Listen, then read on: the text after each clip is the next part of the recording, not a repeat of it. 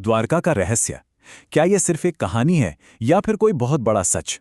आज के इस एक्सप्लेनर में हम सीधे 1983 के अरब सागर की उन गहरी ठंडी लहरों में गोता लगाने वाले हैं जहां इतिहास और माइथोलॉजी आपस में टकराते हैं। चलिए वैज्ञानिक सबूतों के लेंस से इस गहरे रहस्य को डिकोड करते हैं। सोचिए, क्या सच में 5000 साल पुराना कोई राज समुद्र के नीचे छिपा हो सकता है? 1983 का वो पल बेहद रोमांचक था। इमेजिन कीजिए, भारतीय पुरातत्वविदों की एक टीम भारी भरकम इक्विपमेंट के साथ गुजरात के ओखा तट पर खड़ी है और जैसे ही वो अरब सागर की नीली गहराइयों में नीचे गए, उन्हें रेत के बीच कुछ ऐसा दिखा जो बिल्कुल भी नेचुरल नहीं था। विशाल दीवारें और तराशे गए बड़े बड़े पत्थर। इस एक खोज ने उस पुरानी सोच को पूरी तरह से हिलाकर रख दिया कि भाई समुद्र के नीचे कोई शहर नहीं हो सकता। अब इन दो अलग अलग बातों के बीच का कॉन्ट्रास्ट समझिए। एक तरफ हमारे पास पौराणिक स्वर्ण नगरी का वो जादुई डिस्क्रिप्शन है जहां हवाओं में फूलों की महक है और 9 लाख से भी ज्यादा महल हैं, वो भी कीमती रत्नों से जड़े हुए। और दूसरी तरफ वो कठोर हकीकत है जो हमारे गोताखोरों को मिली। समुद्र के सन्नाटे में डूबी हुई ठंडी और विशाल पत्थरों की दीवारें। मतलब जो कभी एक चमकती हुई दुनिया थी, वो अब एक खामोश अंडरवाटर क्राइम सीन जैसी लग रही थी। ये विरोधाभास अपने आप में एक बहुत बड़ा रहस्य है। 153.6 अब ये कोई रैंडम नंबर नहीं है। ये असल में इस पूरी कहानी के स्केल को दिखाता है। प्राचीन ग्रंथों की माने तो जब भगवान कृष्ण ने मथुरा छोड़ने का फैसला किया था, तो वरुण देव यानी समुद्र के देवता ने उन्हें एक नई नगरी बसाने के लिए 12 योजन जमीन दी थी। और अगर इसे आज के किलोमीटर्स के हिसाब से देखें तो ये करीब 153.6 किलोमीटर बनता है।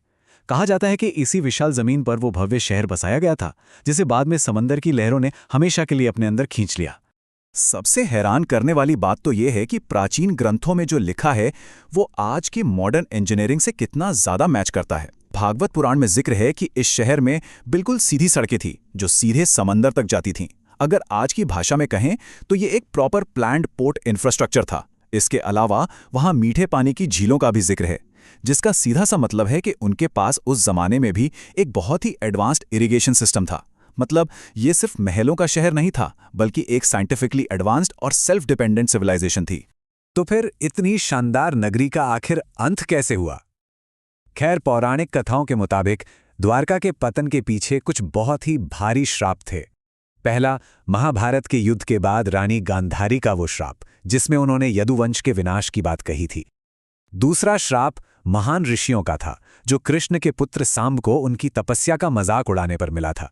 और इसी से जुड़ा है तीसरा पॉइंट, एक लोहे के मूसल का जन्म, जिसके बारे में पहले ही भविष्यवाणी की गई थी कि यही इस पूरे साम्राज्य को खत्म कर देगा। अगर हम इस पतन को स्टेप बाय स्टेप समझें तो ये सब अचानक नहीं हुआ। इसकी शुरुआत हुई अहंकार और आंतरिक नैतिक पतन से। इसके बाद प्रभास क्षेत्र में एक उत्सव के दौरान एक बहुत ही हिंसक लड़ाई हुई जहां अपनों ने ही अपनों की जान ले ली। फिर भगवान कृष्ण का एक शिकारी के तीर से घायल होना और इस संसार को त्यागना। और फाइनली उनके जाते ही पूरी द्वारिका नगरी का समंदर में डूब जाना। ये पूरी कहानी हमें दिखाती है कि कैसे एक ताकतवर सिविलाइजेशन पहले अंदर से टूटी और फिर प्राकृतिक विनाश का शिकार हो गई। और ठीक यहीं पर आकर आस्था और विज्ञान आपस में मिल जाते हैं। इस पूरी जांच के जो लीड डिटेक्टिव थे, डॉक्टर SR राव, उनके शब्द वाकई में बहुत पावरफुल हैं। जब पूरी दुनिया द्वारिका को सिर्फ एक कहानी मानकर इग्नोर कर रही थी, तब उनका बड़ा सीधा सा सवाल था कि अगर रोम और एथेंस को खोदा जा सकता है तो द्वारिका को क्यों नहीं? डॉक्टर राव के इसी अटूट विश्वास ने धर्म और हार्ड आर्कियोलॉजिकल साइंस के बीच एक पुल बनाने का काम किया। अब देखते हैं कि ये पूरी कहानी एक सीरियस साइंटिफिक इन्वेस्टिगेशन में कैसे बदली। ये सफर बहुत दिलचस्प है। 1930 के दशक में अरब सागर के ऊपर उड़ने वाले कुछ पायलटों और मछुआरों ने पानी के नीचे अजीब से ढांचे देखने शुरू किए। फिर 1963 में ASI को बेट द्वारका के पास कुछ बहुत ही प्राचीन चीजें मिलीं। लेकिन असली टर्निंग पॉइंट आया 1970 के दशक में, जब 6ठी शताब्दी का एक ताम्रपत्र मिला जिसने राजा सिंहगढ़ और कृष्ण का जिक्र करते हुए इस जगह की ऐतिहासिक पुष्टि की। और फाइनली 1979 में डॉक्टर राव ने भारत में मरीन आर्कियोलॉजी की शुरुआत कर दी। यह दशकों लंबी मेहनत का ही नतीजा था। 1980 के दशक में जब 12 बहुत ही रिस्की डाइव्स की गईं, तो जो फोरेंसिक सबूत मिले वो सच में रोंगटे खड़े कर देने वाले थे। पानी के 30 मीटर नीचे एक 560 मीटर लंबी पत्थर की दीवार मिली। ये एक हाईली सिक्योर्ड और प्लान्ड शहर का पक्का सबूत है। इसके अलावा 3 छेदों वाले पत्थर के लंगर मिले जो उस जमाने के एडवांस मरीन नेविगेशन को साबित करते हैं। और तो और टेरेकोटा की मोहरें और पीतल की चीजें भी मिली जो ये बताती हैं कि ये जगह कभी ग्लोबल ट्रेड का एक बहुत बड़ा और एक्टिव हब हुआ करती थी। 9000, जी हां, 9000 साल। जब समंदर से निकाली गई इन चीजों की, खास तौर पर एक बर्तन की कार्बन डेटिंग की गई, तो जो रिजल्ट आया उसने दुनिया भर के साइंटिस्ट्स के होश उड़ा दिए। कुछ चीजें करीब 9000 साल पुरानी निकली। मतलब समंदर के नीचे दबी ये सभ्यता शायद हमारी प्राचीन हड़प्पा सभ्यता से भी कई ज्यादा पुरानी है। सिर्फ इस एक आंकड़े ने पूरे इतिहास को फिर से सोचने पर मजबूर कर दिया। वक्त के साथ साथ ये खोज एक हाई टेक एरा में एंटर कर गई। 2001 में ASI और national institute of ocean technology ने मिलकर एडवांस सोनार मैपिंग शुरू की।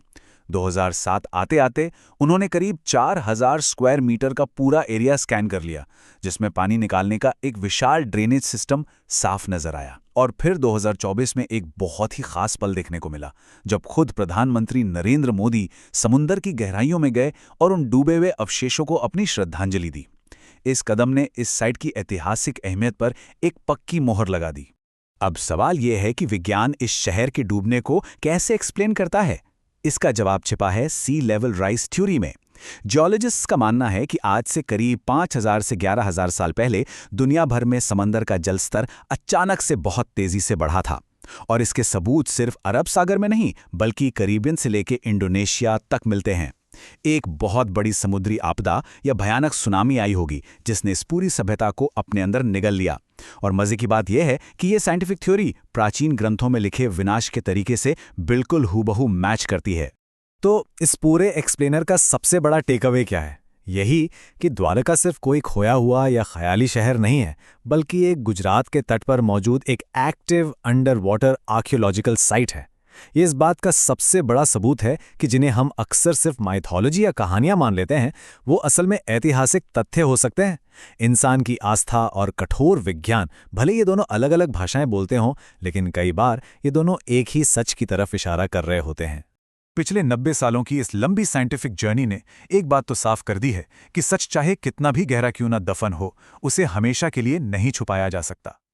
अब जाते जाते जरा ये सोचिए, हमारे इन विशाल महासागरों की खामोश गहराइयों में न जाने और कितनी पुरानी सभ्यताएं और कितने अनकहे राज आज भी अपने खोजे जाने का बेसब्री से इंतजार कर रहे हैं।